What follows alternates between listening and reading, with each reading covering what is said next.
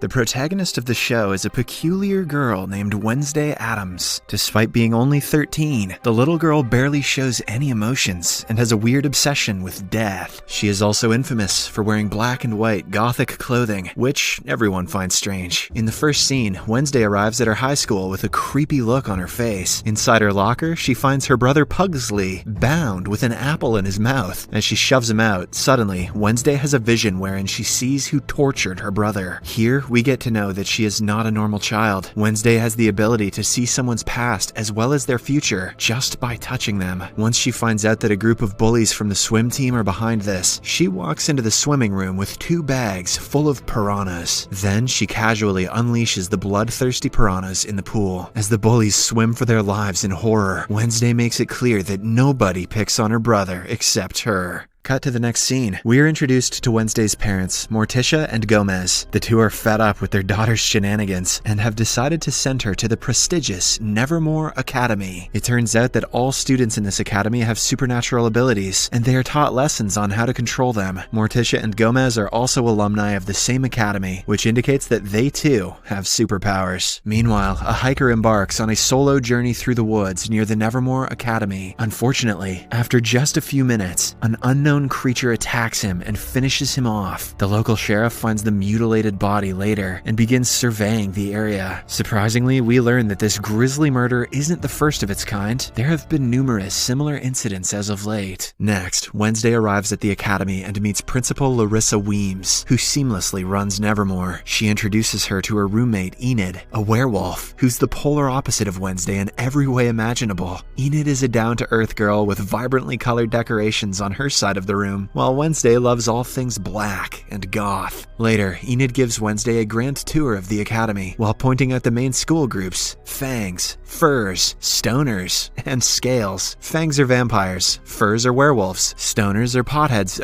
gorgons with snakes on their heads, and Scales are sirens who have the ability to manipulate people. Enid also shows her the most popular girl in school, Bianca Barclay, a gorgeous siren, and her ex-boyfriend Xavier Thorpe, a death artist who can transform his drawings into reality. Meanwhile, as the Addams family departs in their car, Gomez releases Thing, a chopped-off living hand. Thing is tasked with keeping watch over their daughter. The following day, Wednesday joins fencing class, where she is pitted against the impressive Bianca. After a bit of back and forth, the girls end up with equal points, so they decide to remove their masks and fight until someone draws blood first. Soon enough, a brutal battle erupts, with both of them matching each other stride for stride. However, at the end, Bianca ultimately emerges victorious when she slashes a small cut on Wednesday's cheek. Later, as Wednesday exits the infirmary after getting patched up, she is almost crushed to death by a falling stone gargoyle. Luckily, the death artist, Xavier, arrives just in time and pushes her out of the way. Shortly after, Wednesday returns to her room, but she suspects that someone is watching her. Hence, she searches the room and eventually finds the hand, Thing. Realizing that it's her parents' doing, Wednesday threatens the hand to be loyal to her, or else she will lock him up in a drawer. Terrified, Thing vows to be faithful. Due to Wednesday's piranha prank, she has to take mandatory therapy sessions. So, Principal Larissa drives her to her therapy session in Jericho, a small town outside of Nevermore. She meets her therapist, but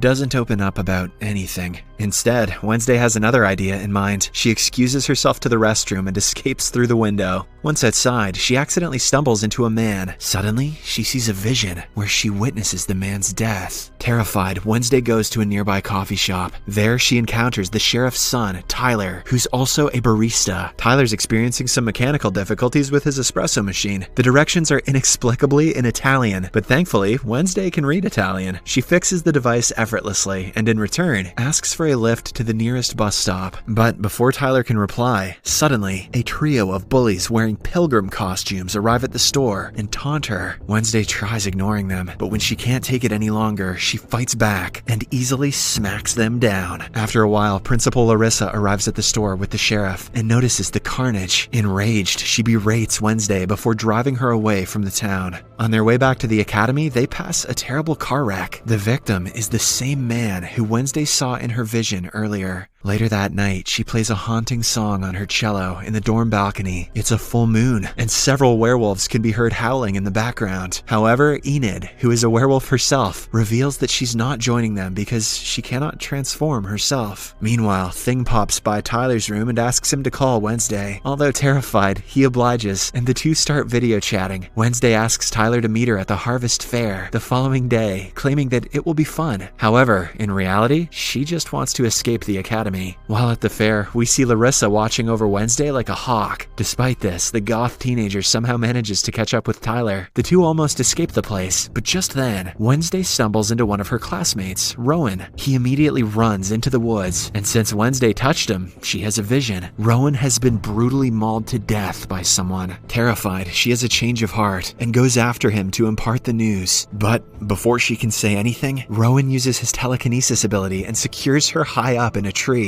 He then reveals that his mother, a powerful seer, envisioned Wednesday destroying the Nevermore Academy 25 years ago. Hence, Rowan believes that he has to kill her before anything bad can happen. He then starts choking her telekinetically. Geez, at least buy her telekinetic dinner first. But suddenly, a massive monster leaps in, tears Rowan apart, and vanishes into thin air. Wednesday stands over his mutilated body and sees the illustration his mother supposedly drew of her. Soon after, police officers led by the sheriff begin looking for Rowan's body, but are unable to find it. As expected, the sheriff does not believe Wednesday's statement about a monster attacking Rowan and thinks it was a Nevermore student instead. An officer disrupts their conversation, and surprisingly, we see Rowan, who is very much alive. When Wednesday arrives at her room, she notices that her roommate Enid is too preoccupied with the Po Cup competition, an annual boat riding game. Later, she tries talking to Rowan, but Principal Larissa informs her that she has been expelled for a reason she can't share. As a result, Wednesday reverts to Plan B and asks Thing to keep an eye on Rowan. The scene then cuts to Rowan, who has arrived at the train station, with Thing following closely behind. After observing the surroundings, he covertly heads to the restroom and changes his appearance into that of an old man. Unfortunately, Thing loses track of him and misses this transformation. Later, the old man changes to Principal Larissa. This reveals that she is actually a shapeshifter, and for some reason, she is covering up Rowan's murder. Left with no options, Wednesday ventures into the woods to look for Rowan's murder clues. She is accompanied by Tyler, who is stalking his dad. After a while, she finds Rowan's glasses, and as she picks them up, she has a vision. In the vision, she sees a purple book from which Rowan got the drawing. Wasting no time, Wednesday confronts her class teacher about the book, and the latter reveals that it belonged to an old student society called the Nightshades. However, the society has long since disbanded. After school, Wednesday sneaks into Rowan's room to look for the book. She finds a mask underneath his bed, but before she can leave, Xavier arrives. It turns out he is Rowan's roommate. Wednesday quickly hides under the bed, and right then, Bianca also arrives to visit her ex. She overhears their conversation and learns that Bianca is planning to crush Enid in the upcoming boat riding competition. Hence, as soon as she returns to her room, Wednesday decides to help Enid by joining the competition so that they can take Bianca down. The next day, Wednesday and Enid gear up for the competition. As there are no rules, it is all fair game, and Bianca is using this to her advantage. There are 4 teams, and the game is that they have to row their boat to a destination and back. Whoever is the first one to arrive at the finish line without being knocked out in the lake is declared the winner. As the contest begins, Bianca hints at one of her friends, who is ready to sabotage the other boats. The friend, who turns out to be a mermaid, dives into the lake and destroys one of the boats, knocking the team out. Thankfully, Wednesday and Enid are prepared, so with the help of Thing, they manage to capture the mermaid. However, during the contest, Wednesday has another vision. This time, she sees a blonde hair version of herself, and that version tells her she is the key. Confused, Wednesday snaps into reality, only to find that Bianca's team is leading the race. Unwilling to give up, she and Enid decide to play dirty. They use Bianca's underhand methods against her, and finally win the competition. With this, a non-siren team has won the esteemed competition for the first time in 4 decades.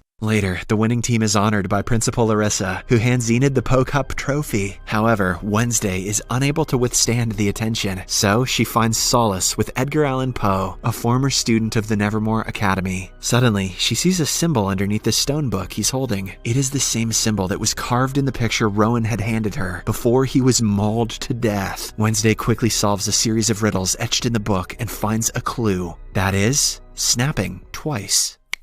When she snaps twice, suddenly, a secret corridor opens, revealing a hidden chamber. If this academy had a beat poetry club, this portal would not be a secret. There, Wednesday successfully finds Rowan's book, from which he had torn the picture. She puts the book in her backpack, but before she can go further, someone thrusts a black sack over her head. Shortly after, when the sack is taken off, she finds herself surrounded by Bianca, Xavier, and a few more students, who are members of the Nightshades Club. Turns out, although the group was previously disbanded, Principal Arissa reinstated it secretly. Xavier urges Wednesday to join their group, but she straightaway refuses and walks away. In the next scene, we see Principal Arissa announcing the annual Outreach Day, where the Nevermore students will have to mingle with normal people, also known as normies, by working alongside them at their establishments. Once they arrive in town, Wednesday tells Xavier that his roommate might have been murdered. The latter doesn't think Rowan is dead because he was only expelled. Despite this, Wednesday shows him the picture Rowan's mother drew. Xavier takes a close look at it and reveals that the man in the picture is actually the founder of Jericho, Joseph Crackstone. A while later, Wednesday decides to volunteer in the Pilgrim World, the place that holds Jericho's history. There, she meets Eugene, a young boy she had befriended in the beekeeping club. The two immediately get to talking and start observing the surroundings. Soon, the students are approached by Miss Arlene, the caretaker of the Pilgrim World. She gives them a tour and talks about some of Joseph Crackstone's beloved